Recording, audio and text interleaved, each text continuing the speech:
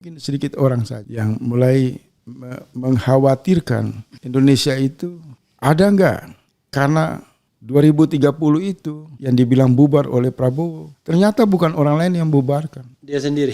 Secara perlahan-lahan perilaku dia itu sudah menggambarkan proses pembubaran Indonesia. Ini akan menghadapi dinamika desentralisasi. Akan ada pukulan-pukulan balik dari kesadaran kolektif di level daerah yang mempertanyakan, begini ya cara praktek pemerintahan pusat. Sumber kekayaan alam kita dirampok, kemiskinan merajalela. Tapi yang mereka lakukan adalah pembagian kekuasaan dan mengabaikan hak-hak rakyat yang semakin memprihatinkan di berbagai daerah.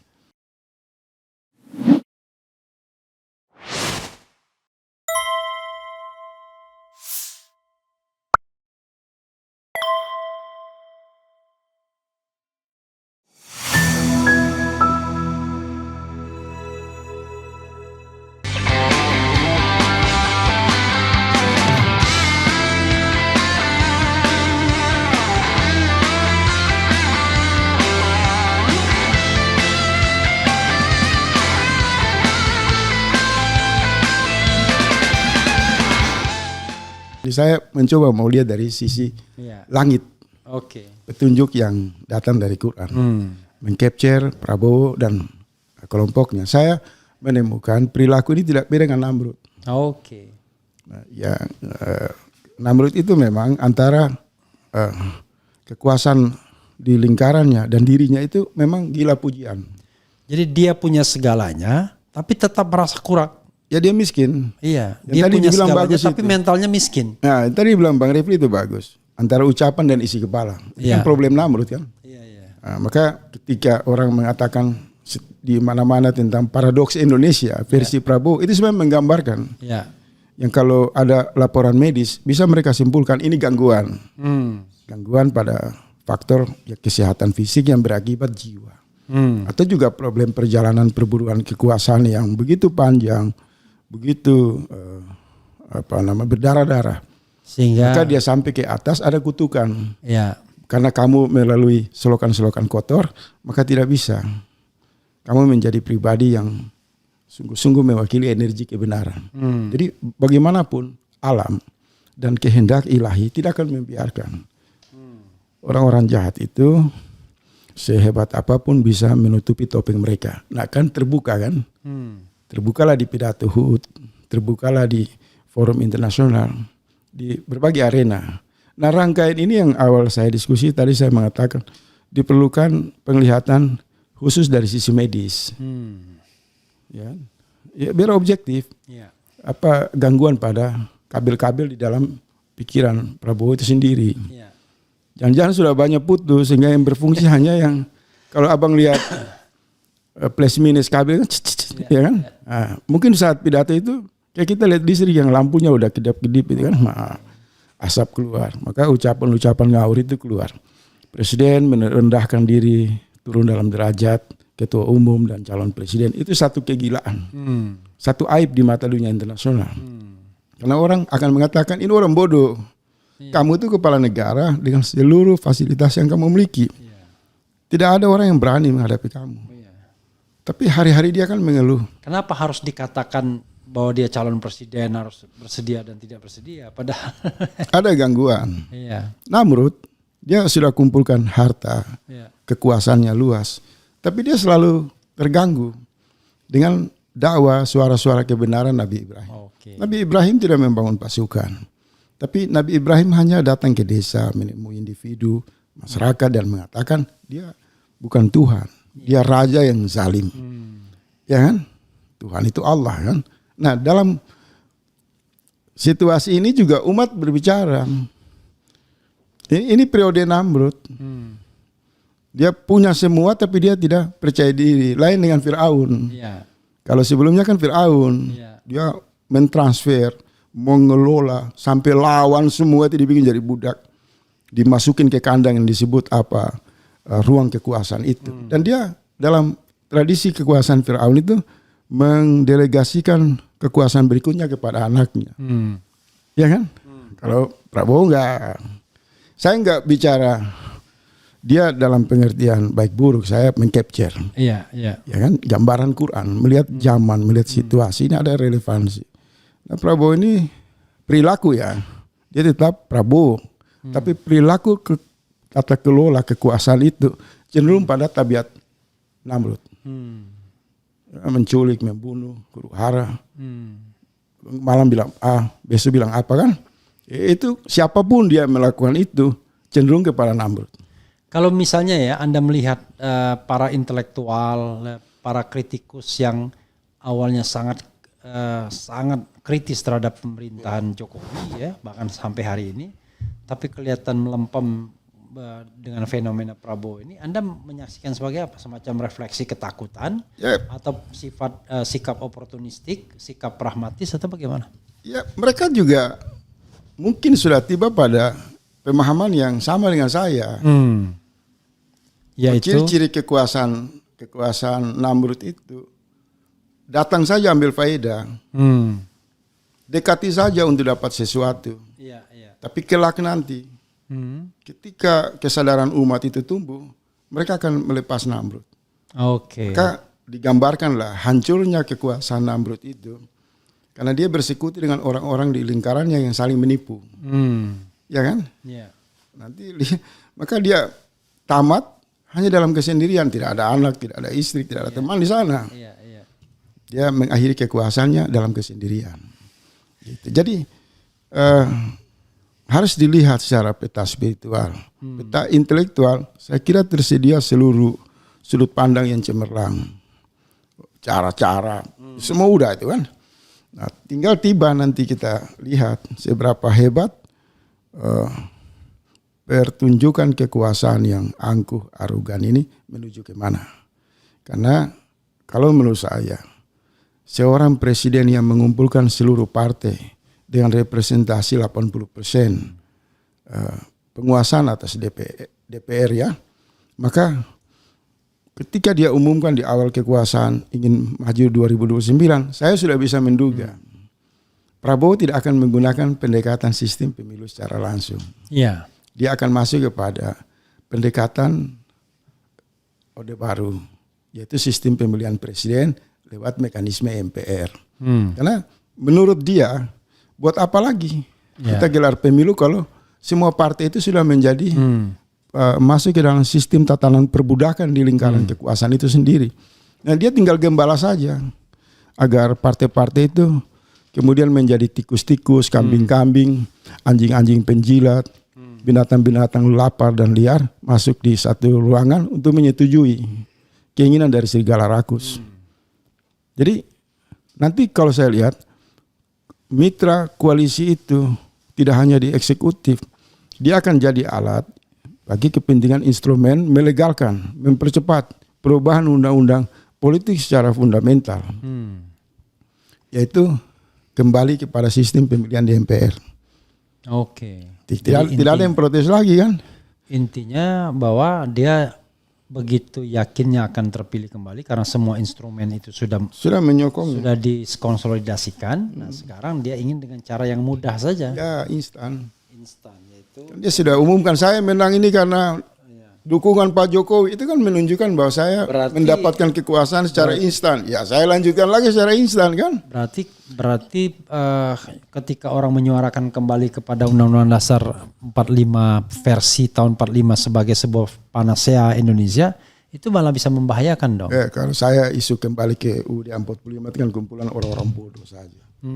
Berkali-kali saya sudah di berbagai forum mengatakan kerusakan kehidupan bernegara atau bangsa yang kemudian dirujuk harus kembali ke UUD 45.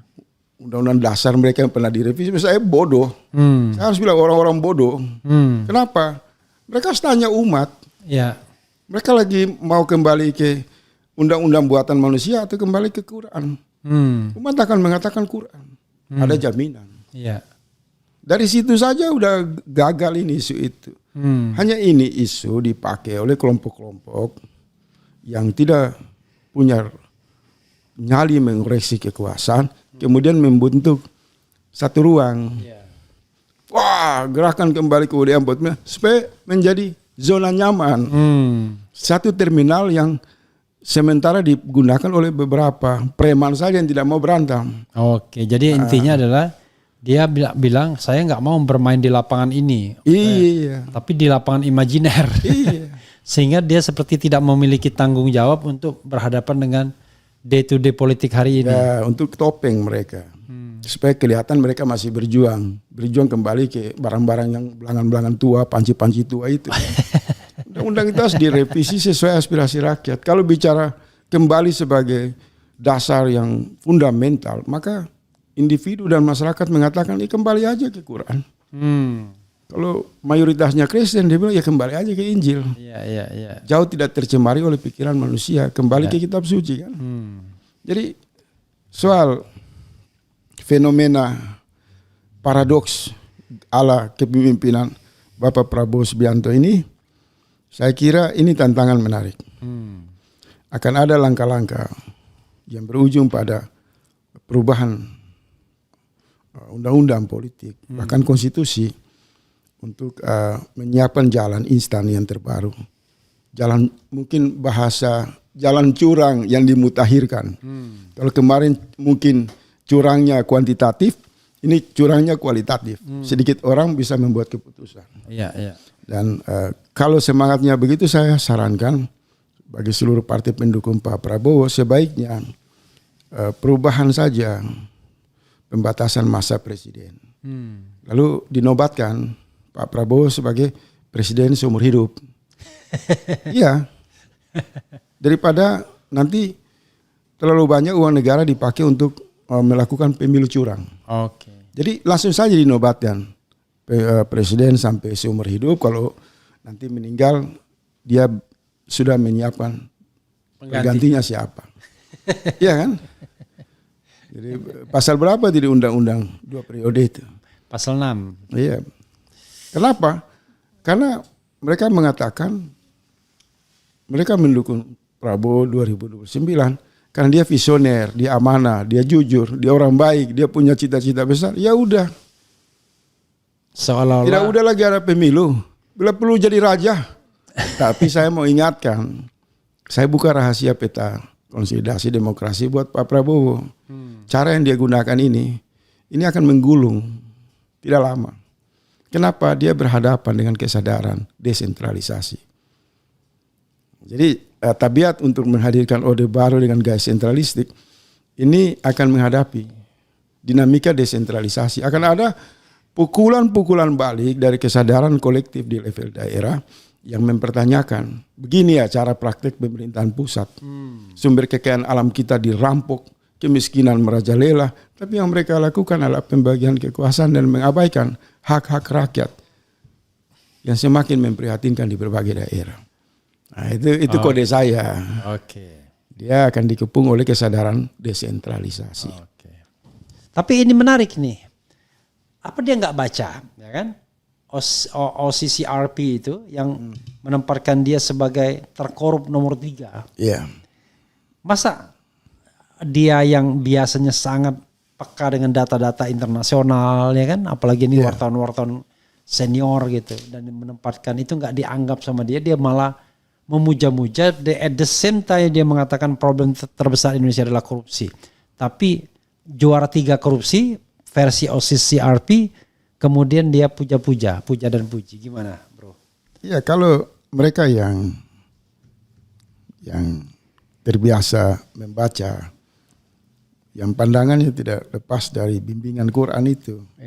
Ini semua realitas ini bisa disederhanakan.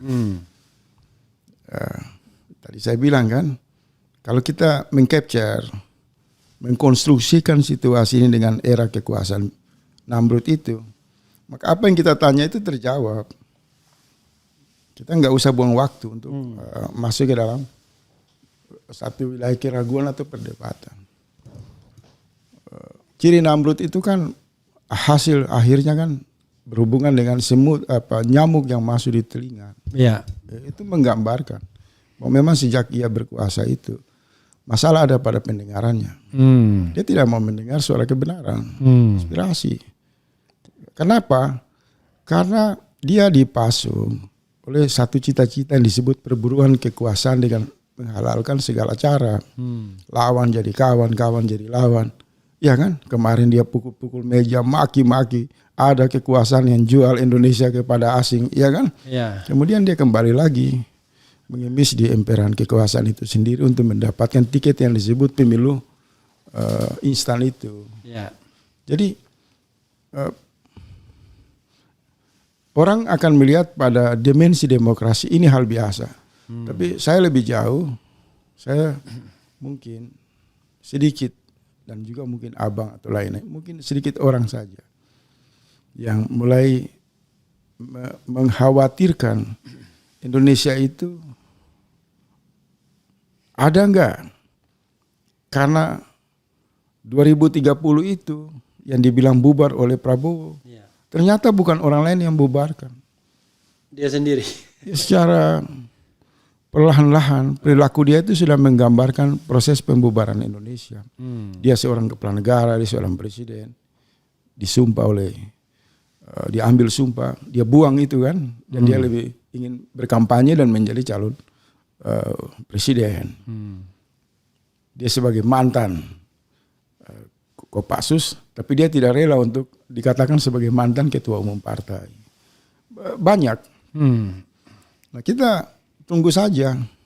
Manusia dengan kemampuan mereka mengelola hawa nafsu, tapi mereka lupa di dunia-dunia modern, di negara-negara modern, faktor spiritual itu sudah muncul sebagai satu dimensi metafisika transendental yang mulai dilirik di Eropa. Ya, Donald Trump misalnya menarik Elon Musk. Elon Musk pandangan juga yang tidak jauh dari sudut pandang teologis. Artinya apa? Kalau di Indonesia ini karena basisnya culture, keagamaan, maka paling bagus itu masuk ke wilayah pemahaman teologi aja. Apakah perbuatan penguasa yang rakus, kelompok-kelompok yang berperilaku serigala ini, seberapa lama dipertahankan oleh alam? Seberapa lama membuat malaikat itu berfungsi hanya sebagai penonton? Akan muncul kan aspek-aspek yang nanti di luar dugaan manusia itu sendiri.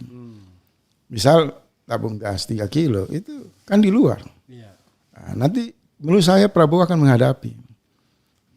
menghadapi banyak situasi yang tidak bisa dia prediksikan. Dan kalau saya khawatir kalau presidennya semangat untuk berburu kekuasaan berikutnya, ya jangan juga salahkan bupati, gubernur juga yang akan menggunakan cara yang sama. Ya, misal Pak Pramono Anung kan di DKI Jakarta, karena rakyat mungkin melihat presiden bisa, ya Pramono juga akan tampil kan, memberi pesan saya juga siap calon presiden dengan menggunakan infrastruktur, walaupun itu sebatas daerah. Ada satu yang ingin saya tanyakan juga. Semua partai politik hadir yang besar ya, tapi partai politik pemenang pemilu ketua umumnya tidak hadir. Apa yang Anda lihat dari sikap keras kepala Megawati untuk tidak mau dalam tanda kutip tunduk atau menemui Prabowo itu? Saya lihat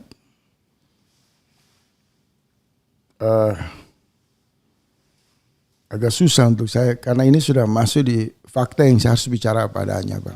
Saya khawatir jangan sampai dianggap saya punya kebencian buat PDIP. Menurut saya baik itu Prabowo, PDIP maupun Ibu Megawati ini satu teater saja. Jadi tidak bisa diukur dia hadir di acara penobatan atau HUT Gerindra, itu bukan parameter. Karena orang bisa berhalangan, bisa menciptakan banyak halangan. Tapi sebenarnya mereka tersambung dalam pembagian peran kekuasaan itu. Supaya jangan rakyat ini kemarahannya tidak masuk ke saluran partai-partai yang ada, maka mungkin sejak awal disiapkan Nasdem dan PDIP untuk menampung. Jadi kalau nanti ada gelombang kekecewaan, mereka akan giring ke PDIP dan Nasdem. Yang pada puncaknya juga nanti Megawati Prabowo ketemu lagi, secara simbolik muncul lagi, bersatu lagi, dan orang-orang akan kecewa. Jadi ini sudah ada pembagian kekuasaan. PDIP mengendali DPR, eksekutif dikendalikan oleh Prabowo. Dan sampai hari ini pembagian proyek di antara mereka kan belum terputus. Hanya gimmick-gimmick aja soal kasus Hasto dan lain-lain. Oke, satu terakhir ya. Sebelum Anda wrap up dan kemudian closing statement ya. Bagaimana dengan Nasdem yang di awal pemerintahan itu menolak untuk mengirimkan para menterinya. Mungkin karena tidak signifikan atau tidak mendapatkan yang mereka inginkan, itu soal lain. Yeah. Tapi kemudian tidak bersikap oposisi terhadap pemerintahan Prabowo, bahkan sebaliknya sangat mendukung sekali.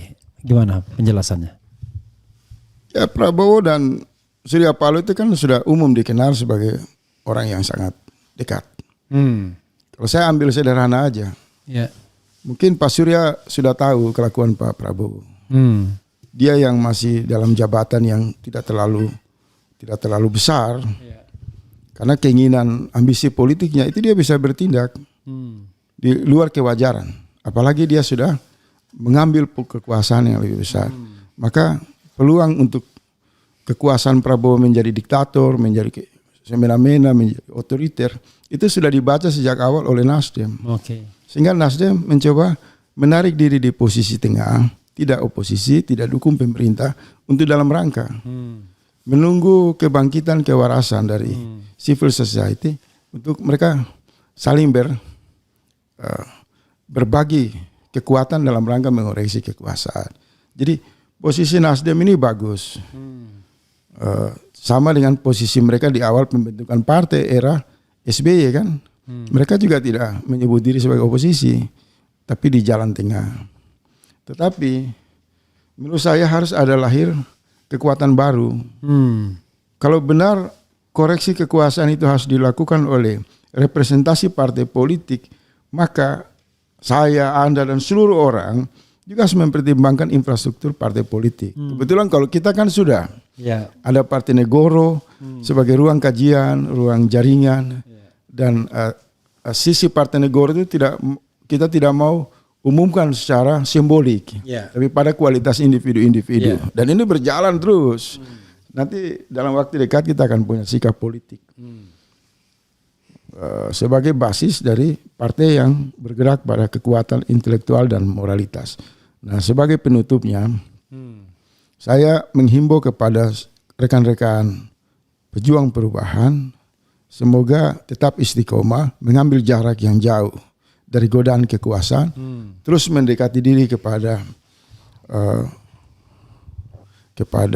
keyakinan, tauhid, bahwa jangan pernah terpesona melihat manusia menumpuk materi kekuasaan yang dianggap sebagai segala-galanya, tidak. Tapi percaya kepada, kalau saya sederhana, pada ayat Quran itu, bahwa doa orang-orang tertindas itu menggoncang ars. Nah, kalau sudah kekuasaan itu powerful, dia kegelapan yang sangat mencengkram, jangan pesimis. Hidupkan doa-doa dan memohon kepada kebesaran Allah untuk makin membuka topeng-topeng dari kekuasaan yang berperilaku culas dan penuh kebohongan kepada rakyat. Di sisi lain, selain berdoa, harus galang konsolidasi. Sudah tidak boleh lagi membangun harapan, kepercayaan yang sia-sia kepada satu kekuasaan. Tapi individu, rakyat yang cerdas, berdiri pada prinsip-prinsip martabat, kecerdasan mereka untuk mengambil jarak dan terus mengamati gerak-gerik kekuasaan yang semena-mena itu. Kalau dimungkinkan pada peristiwa atau momentum tertentu, kita akan ketemu di lapangan dalam gerakan people power, gerakan moral yang besar untuk menghentikan semua ini. Insya Allah. Insya Allah. Ya, sahabat era sekalian, pembicaraan ini faktual dan filosofis, 2F ya kan? Faktual dan filosofis ya. Mudah-mudahan bermanfaat dan kita akan lihat bagaimana drama Indonesia selanjutnya ya. Wassalamualaikum warahmatullahi wabarakatuh. Keren jelas.